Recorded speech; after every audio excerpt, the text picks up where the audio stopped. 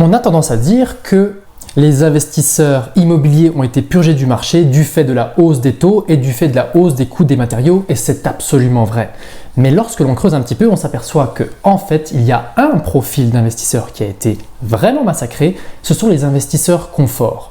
Dans une précédente vidéo, j'expliquais quels sont les différents profils d'investisseurs qu'il existe sur le marché. Il y en a 4 en particulier. Je vous mets la vidéo juste ici. On va revenir un petit peu sur l'investisseur confort parce qu'on s'aperçoit qu'il avait quand même une importance toute particulière, notamment dans la création de logements. Un investisseur confort se caractérise principalement par le fait qu'il n'a pas spécialement beaucoup de connaissances techniques au niveau de l'immobilier. Il n'a même pas forcément spécialement une passion pour ça, mais on va dire qu'il dispose de liquidités qui lui permettent de faire de l'investissement immobilier et donc il veut en profiter.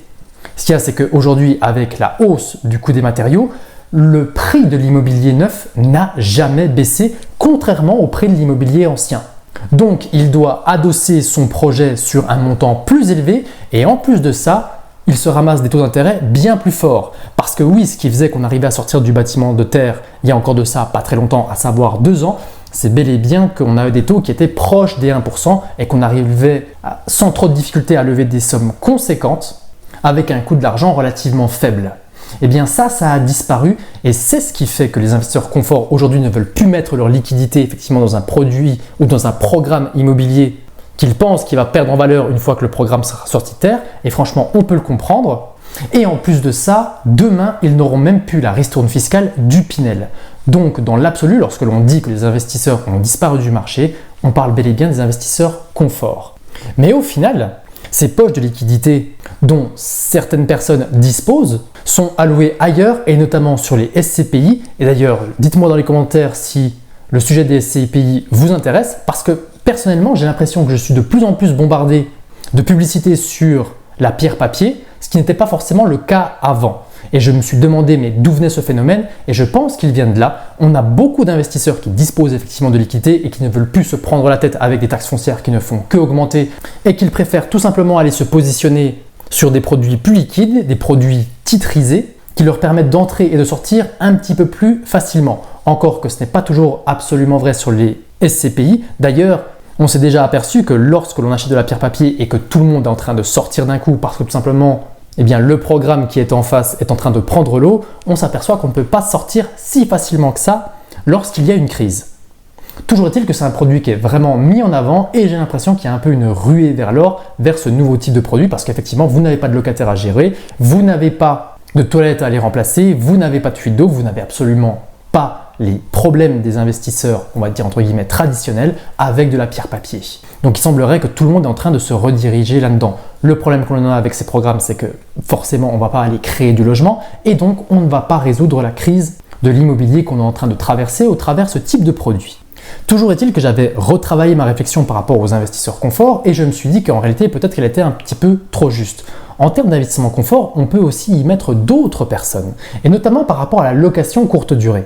Oui, nous avions beaucoup de personnes qui avaient investi dans l'immobilier, par exemple durant les années 2000 ou 2010, et qui se sont aperçus qu'en exploitant en location courte durée, en faisant par exemple gérer avec une conciergerie ou en gérant soi-même, eh bien on pouvait avoir des rentabilités beaucoup plus fortes. Et dans la mesure où on n'a plus beaucoup de crédit sur son opération, évidemment que c'était une petite cerise sur le gâteau, si vous voulez.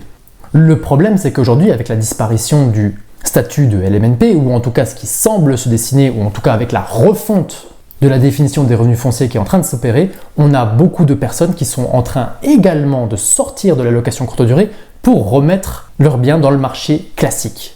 Et finalement, tous ces investisseurs qui avaient utilisé la location courte durée comme confort et comme cerise sur le gâteau sont également en train de se faire purger. Et pour ne rien vous cacher, on a même certaines personnes qui m'ont déjà contacté, notamment sur mon secteur, pour essayer de vendre l'opération parce que tout simplement, elle ne sera plus rentable. D'autant plus qu'aujourd'hui, on est en train de parler de TVA à 10. Oui, il y a eu un changement de définition au niveau du BOFIP par rapport à l'assujettissement de la TVA à 10 par rapport à la location courte durée et cette information s'est largement répandue et fait peur. Donc si vous ajoutez de la TVA à 10, des abattements qui s'effondrent ou encore le fait qu'on vous rebascule sous le statut LMP, loueur meublé professionnel, eh bien il semble que même ces investisseurs-là sont en train de prendre peur et donc en train de vendre. Je m'aperçois donc que les investisseurs confort sont largement en train de disparaître.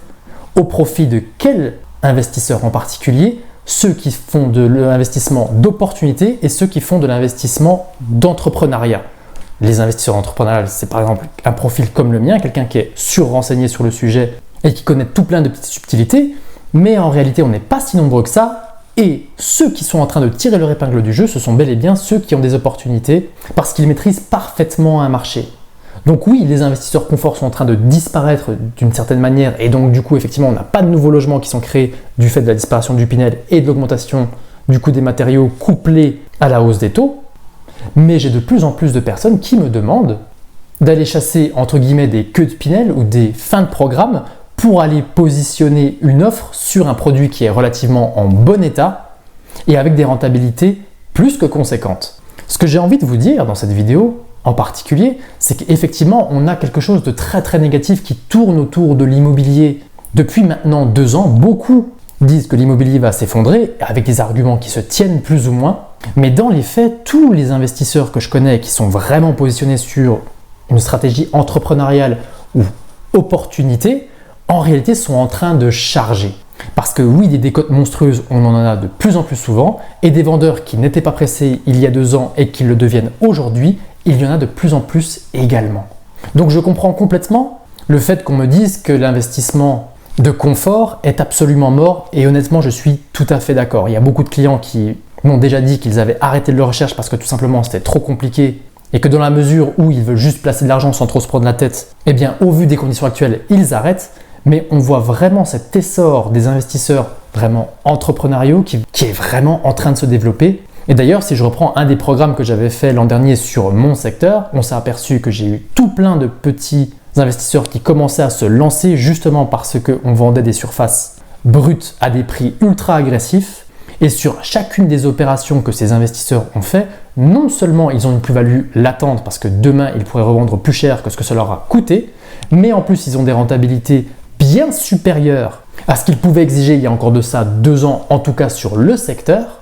Et en plus de ça, ils s'offrent le luxe d'amortir de la dette sans aucune difficulté, puisque pour la plupart, ils ont pu mettre des apports relativement réduits avec des dettes sur 20 ans ou moins qui couvrent largement et avec des loyers qui couvrent largement les mensualités.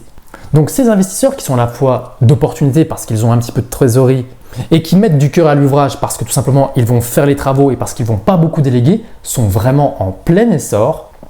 Et sur toutes les exploitations que ces gens ont choisies, on est vraiment sur quelque chose de très passif parce qu'on est sur du revenu foncier classique. Et malgré la fiscalité qu'il peut y avoir là-dessus, eh bien ils s'en sortent plus que bien.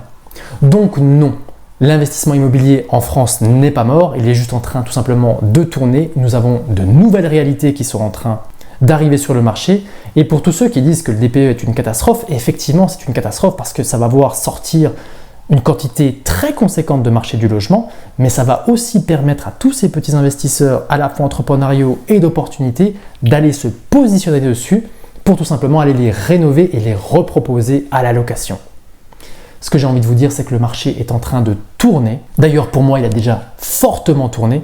Et honnêtement, au vu des contacts que j'ai par rapport à certains vendeurs ou par rapport à certains acquéreurs, je vous garantis qu'il y a encore de très très belles opportunités à réaliser. J'espère que cette réflexion sur l'investissement immobilier vous a plu. Si vous avez une question sur le monde de l'immobilier, il y a le groupe WhatsApp qui est juste en description. N'hésitez pas à mettre votre avis dans les commentaires. Je vous remercie de m'avoir suivi jusqu'ici et je vous dis à très vite pour de nouvelles vidéos. Ciao ciao ciao!